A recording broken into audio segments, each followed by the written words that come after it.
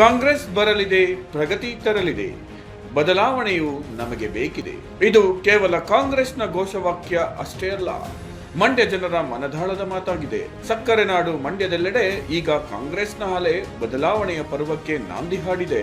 ಕಾಂಗ್ರೆಸ್ ಅಭ್ಯರ್ಥಿ ಸ್ಟಾರ್ ಚಂದ್ರು ಅವರು ಸಭೆಯಲ್ಲಿದ್ದ ಜನರನ್ನು ಉದ್ದೇಶಿಸಿ ಮಾತನಾಡಿದ್ರು.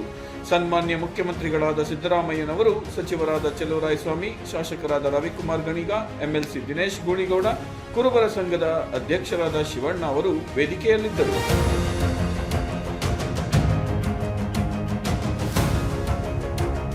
ನಾನು ಇದೇ ಜಿಲ್ಲೆಯ ಮಗ, ಮಣ್ಣಿನ ಮಗ, ರೈತರ ಮಗ, ನಿಮ್ಮನೆ ಮಗ. ಕೇಂದ್ರ ಸರ್ಕಾರ 25 ಗ್ಯಾರಂಟಿ ಕೊಟ್ಟಿದೆ. ಅನುಷ್ಠಾನವಾಗಿ ನಾನು ಗೆಲ್ಸಿ, ಚಲುವಣ್ಣಗೆ ಹೆಂಗೆ ಹೆಚ್ಚು ಮತ ಕೊಟ್ಟು ಗೆಲ್ಸಿದ್ರೆ ಅದೇ ರೀತಿ ನನಗೂ ಹೆಚ್ಚು ಮತ ಕೊಟ್ಟು ಗೆಲ್ಸಿ ನಿಮ್ಮ ಸೇವೆ ಮಾಡೋದೊಂದು ಅವಕಾಶ ಮಾಡ್ಕೊಳ್ಳಿ ಅಂತ ಕೇಳ್ತಾ, ಇದೇ ತಿಂಗಳು 24 ಮತ